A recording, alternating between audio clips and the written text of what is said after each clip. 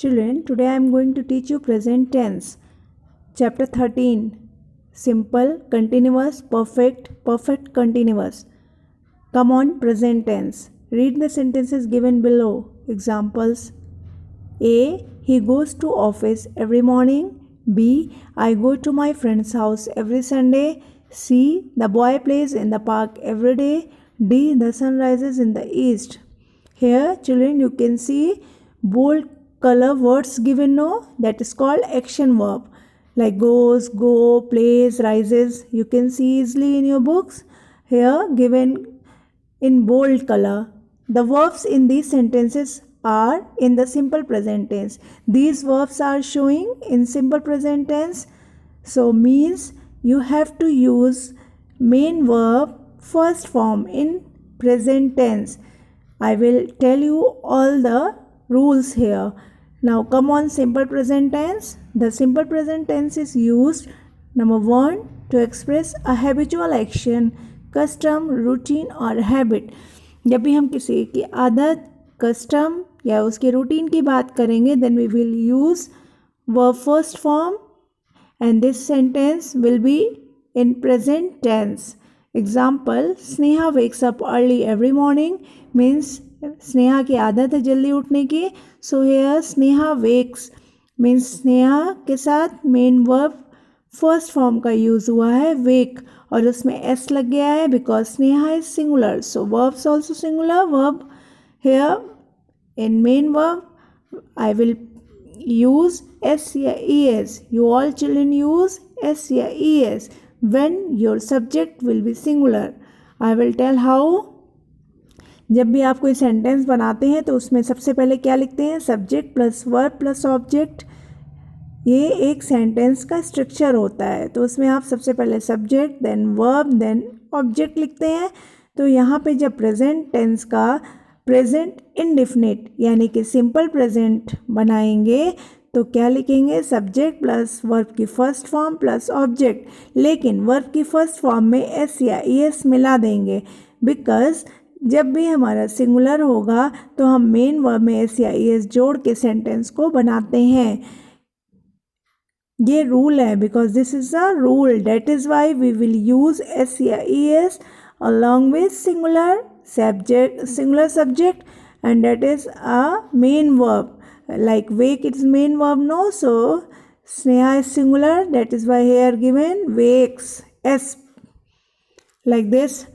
Number 2, to express general truth. जब भी हम सच्चाई की बात करेंगे we will use in simple present. Example, the earth revolves around the sun. ये भी क्या है, जनरल ट्रूथ है. So that here revolve and S put like this to express a fact that is true at the time of speaking. कोई भी fact जब बोलने के समय जो सच हो उसकी बात होगी तो क्या करेंगे, सिंपल प्रेजेंट में लिखेंगे. Like here there is bright sunshine all around, is लगा देंगे. ये भी इज़ भी क्या है, सिंपल प्रेजेंट टेंस है. लेकिन अगर इसके साथ वर्ब में आई एन जी लगा होगा तो वो प्रेजेंट कंटिन्यूअस होगा. Don't be confuse children. यहाँ मेन वर्ब ब्राइट है तो यहाँ आई एन जी नहीं लगा है ना, तो इसलिए यहाँ पे क्या बोलेंगे, simple present. Only it is given there is bright sunshine all around. So don't be confuse. Make sure what you will see in your sentence.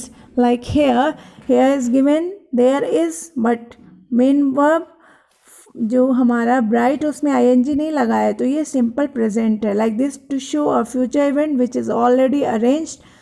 जब भी फ्यूचर की बात होगी लेकिन कुछ ऑलरेडी अरेंज होगा, पहले से ही प्री प्लान होगा मीन्स अरेंज होगा, तो हम क्या लिखेंगे उसमें, वर्ब की फर्स्ट फॉर्म यानी कि सिंपल प्रेजेंट में. The IPL matches begin tomorrow. Like this in exclamatory sentences that begin with here or there and express an action currently happening. यहाँ पे भी देखेंगे here comes the queen, there goes the rain. क्या हो रहा है, exclamatory sentence है ना, और here और there लगा हुआ है इसलिए हम इसको simple present tense में रखेंगे. Here comes the queen, here B1, there goes the train. यानी here and there है तो इसलिए यहाँ exclamation sign भी दिख रहा है आपको. तो हम ऐसे कोई भी सेंटेंस होंगे तो उनको सिंपल प्रेजेंट टेंस में रखेंगे. In question which the words do और डज, जब डू या डज में क्वेश्चन बनेगा तब भी हम डू या डज सिंपल प्रेजेंट की पहचान है। जब हम क्वेश्चन में या फिर नेगेटिव में सेंटेंस को बनाएंगे तो डू या डज को इंट्रोड्यूस करेंगे। Here do you swim in the sea very often, यहाँ डू है मीन्स सिंपल प्रेजेंट टेंस है। Like this a few more examples are given there, children you have to read very carefully. Here given in bold colors like walk, bloom, is, begin, comes, plays, smiles, teaches, bring, is. Like this form of simple present tense. When the subject of the sentence is singular, he, she, it, and with other singular subject we add S और E S. जैसे मैंने अभी आपको बताया, जब भी हमारा subject singular होगा तो हम मेन वर्ब के में एस या ई एस मिला देंगे। Children learn this very carefully. जब भी हमारा सब्जेक्ट सिंगुलर होगा तो हम सिंपल प्रेजेंट टेंस में मेन वर्ब में एस या ई एस मिला देंगे, जोड़ के लिखेंगे। We have to put SES in main verb when our sentence will be in simple present tense along with singular subject. Remember this very carefully, children. Example, the girl plays with a ball, because girl is only one, so here play and including S, because singular subject, no, the girl is subject and my subject is singular, so that here it is showing S. Turn the page, children. Do your exercise A in book. Fill in the blanks with the correct forms of the verbs given in bracket. My grandmother, here bracket given, no, main verb take. So what you will write here? Takes, because my grandmother is singular. So my grandmother takes care of her health. Like this you have to do. 2 to 7. Now recap capsule also you can see. Verbs change from forms according to the time of action. जो verb के change होते हैं, कब verb के change form होते हैं? जब action का समय पता हो, according to the time of action. जब हम एक्शन का समय मीन्स टाइम के अनुसार, यानी जब काम करने का समय होगा उसके अनुसार हम अपने वर्ब को चेंज कर देंगे।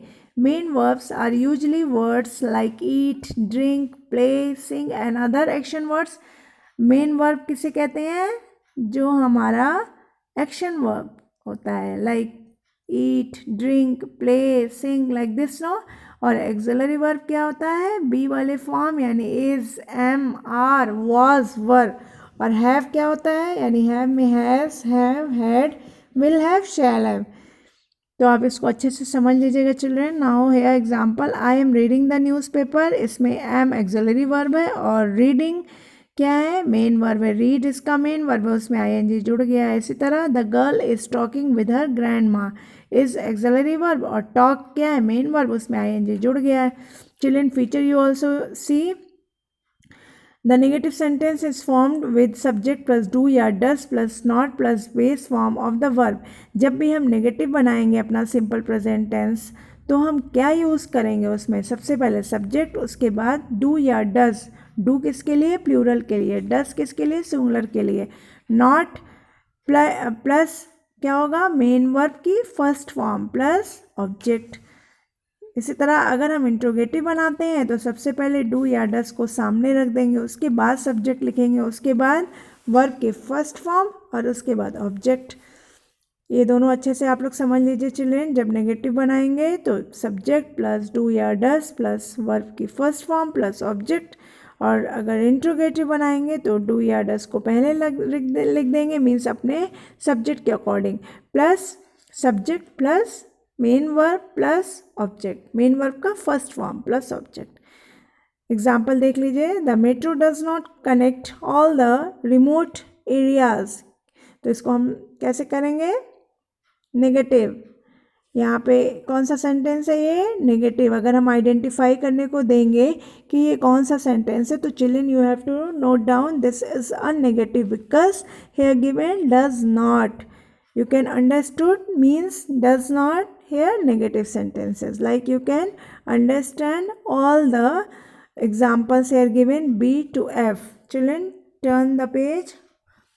Here you have to see Exercise B, C and D. Write these sentences in the negative form, rewrite these sentences in the interrogative form and fill in the blanks with the correct form of the verbs given in bracket. You can do easily. If you can't do, then please ask me. Otherwise, it's very easy. I have explained each and everything you have to do. Now, come on, remember point. Here you learn very easily by this table or diagram. You can say do किसके साथ लगेगा, आई you they और we के साथ. Does he she it means do plural के साथ और does singular के साथ. नाउ प्रेजेंट कंटिन्यूअस, अगर इसमें हम देखेंगे तो कंटिन्यूअस मीन्स बता रहा है कि काम चल रहा है, मीन्स फिनिश नहीं हुआ है, चल रहा है. तो हम जब ऐसे कंटिन्यूअस के सेंटेंस के स्ट्रक्चर को बनाएंगे तो सबसे पहले क्या लिखेंगे, सब्जेक्ट प्लस वर्ब, उसमें आईएनजी जोड़ देंगे वर्ब का जो फर्स्ट फॉर्म होता है उसमें. तो हम ऐसे बनाएंगे, सबसे पहले subject plus is are am, ये बी का फॉर्म होता है. बी, जब भी बी लिखा रहेगा तो मतलब इज आर एम या फिर वॉज वर. तो वॉज वर कब लगाएंगे, पास्ट टेंस में. और यहाँ हम लोग कौन सा पढ़ रहे हैं चिल्ड्रन, प्रेजेंट टेंस. तो हम इसमें क्या लिखेंगे, subject plus is plus slash are slash am. Slash means तीनों में से कोई एक अकॉर्डिंग टू द सब्जेक्ट. और उसके बाद वर्ब की first form plus ING plus object. और उसके बाद क्या बनाएंगे, फुल स्टॉप. फुल स्टॉप क्योंकि हमारा सिंपल सेंटेंस है सारा, तो इसलिए फुल स्टॉप. अगर यही चीज़ें इंट्रोगेटिव या एक्सक्लेमेटरी में हो तो हम इंट्रोगेटिव का साइन या एक्सक्लेमेशन साइन लगाते हैं. लेकिन अभी हम जो बनाने जा रहे हैं वो कौन सा है, present continuous tense. Look at children example, I am reading a novel. तो यहाँ पे आई क्या है, हमारा सब्जेक्ट, उसके साथ एम क्योंकि आई के साथ एम लगता है, प्लस रीड यानी वर्ब के फर्स्ट फॉर्म, उसमें आईएनजी जोड़ दिया plus object. It is also used to indicate an action taking place at the present time but not necessarily taking place at the time of speaking. क्या होगा, यहाँ पे हम एक्शन को बताएंगे, प्रेजेंट टाइम में हमारा एक्शन काम कर रहा है ना, लेकिन ये ज़रूरी नहीं है कि जो समय बताया जाए सेम उसी समय पे काम हो, मीन्स काम चल रहा है. इसमें हमेशा प्रेजेंट कंटिन्यूअस में मीन्स काम चल रहा है, रही है, रहे है. And at the end of sentence we see रहा है, रहे है, रही है. इसमें याद रखिए चिल्ड्रन, सबसे पहले subject, then is are am, then उसके अकॉर्डिंग मेन वर्ब में आईएनजी, मेन वर्ब का फर्स्ट फॉर्म और उसमें आईएनजी प्लस ऑब्जेक्ट. आप देखिए E example, E exercise, fill in the blanks with verbs given in brackets after you change then into the present continuous form. यहाँ पे क्या करना है हमको, प्रेजेंट कंटिन्यूअस के सेंटेंस को बनाना है. तो सबसे पहले शी और डैश हर बेस्ट नाउ. तो यहाँ पे क्या दिया है ब्रैकेट में, ट्राई. तो ट्राई से पहले हम देखेंगे सब्जेक्ट क्या है, शी यानी सिंगुलर है, तो इसके साथ हम क्या जोड़ेंगे, इज़. और ट्राई में आईएनजी लगा देंगे, very simple. She is trying her best now. Children, are you understanding? I hope everyone understanding. Now, this man is driving a car. My friend is suffering from malaria. Like this, you have to do 4 and 5. And in negative, what you will do, children? Turn the page. You have to do is not, are not, am not. Same sentence will be there. Like above, I have explained you. Like simple, present continuous. कौन सा form, simple form. उसी तरह negative form जो होता है उसमें बस is not, are not, am not लगा देते हैं. और सिंपल सेंटेंस में इज़ आर एम ओनली लगा रहता है. There is a difference little bit, you can understand very easily. जब भी नहीं वाले वाक्य होंगे तो हम इज़ नॉट, आर नॉट या एम नॉट लगाएंगे. और अगर हमारे सिंपल सेंटेंस मीन्स हाँ वाले, सकारात्मक मीन्स जिसमें नहीं ना हो, तो अगर ऐसे वाक्य होंगे तो हम उसमें simple is are am verb की first form plus ING. Now children, you can see here present perfect tense down. इसमें क्या करेंगे हम, सब्जेक्ट प्लस हैव या हैज़ प्लस वर्ब की थर्ड फॉर्म लगाते हैं. यहाँ थोड़ा आपको देखना है चिल्ड्रन, बहुत ध्यान से. You have to learn this properly In present perfect tense, what we will use? First subject, then has या have, then verb की third form, and then object. Example, you can say the monument has stood here for more than 100 years. अब हम क्या कर रहे हैं यहाँ पे? देख रहे हैं has stood in bold color no, so means monument एक है इसलिए हैज़, और स्टैंड का stood, stand first form, stood कौन सा हो गया? Third form. तो हम देखते हैं कि हैज़ सिंगुलर के साथ और हैव प्लूरल के साथ इस्तेमाल हो रहा है.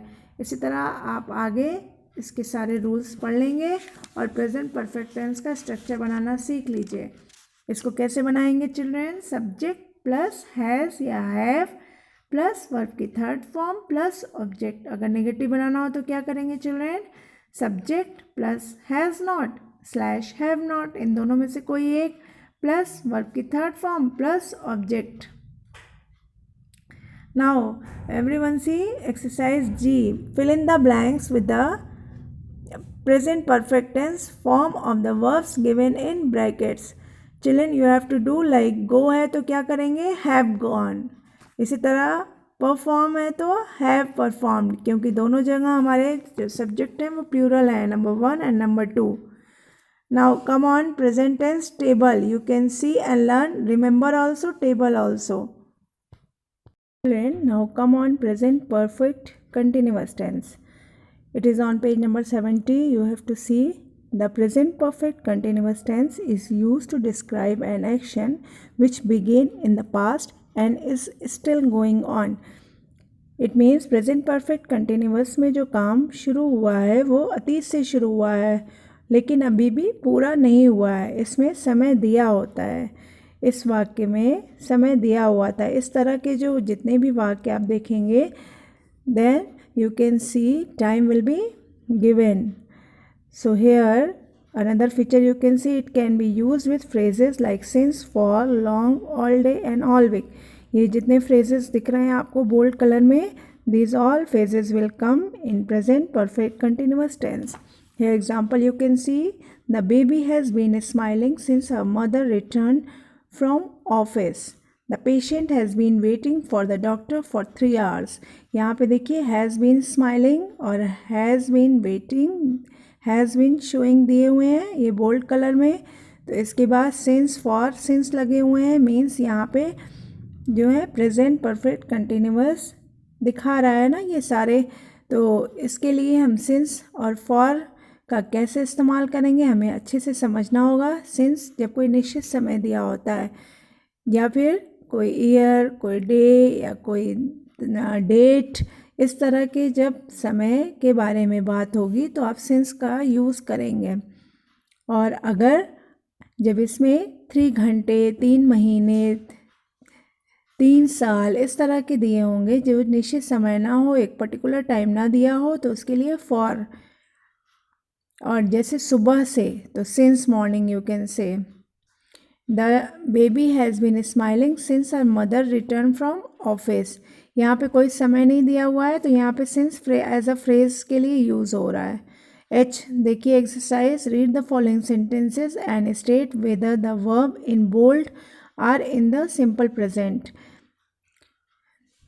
सिंपल प्रेजेंट में जो है प्रेजेंट कंटिन्यूअस और प्रेजेंट परफेक्ट टेंस. यहाँ पे जो आपको क्या करना है, जो बोल्ड कलर में है वो बताइए आप कि कौन सा है जो हमारा टेंस है कौन सा इस्तेमाल हुआ है, सिंपल प्रेजेंट या फिर प्रेजेंट कंटिन्यूअस या फिर present perfect tense.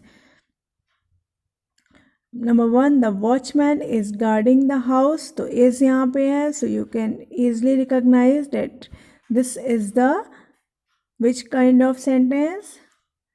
Here it is present continuous like this too. Mohan enjoys flying kite. Here main verb and s means enjoys. So here it is simple present like this. 3, 4, 5 also you can recognize. And then I exercise, rewrite these sentences using the subject given in bracket. You have to change these sentences and you will use the subject whatever given in the brackets. They have watched animated movies earlier. So here given she. So you have to change here in the place of they, she, and according to she you have to change your verb also. So like this you have to do J, fill in the blanks with appropriate forms of verb given in brackets according to the tense form mentioned with each sentence. The first one has been done for you. Here Kshitij wear proper uniform to school every day. इसको किस में करना है? Simple present में, तो wears हो जाएगा, s लग जाएगा क्योंकि क्षितिज सिंगुलर सब्जेक्ट है. इसी तरह वाटर फ्रेज है तो यहाँ पे क्या लग जाएगा? s. Like this you have to do this one also. J, in book only. Now K, read the following passage and fill in the blanks with appropriate form of verb given in brackets. You may use different form of the present tense. The first one has been done for you.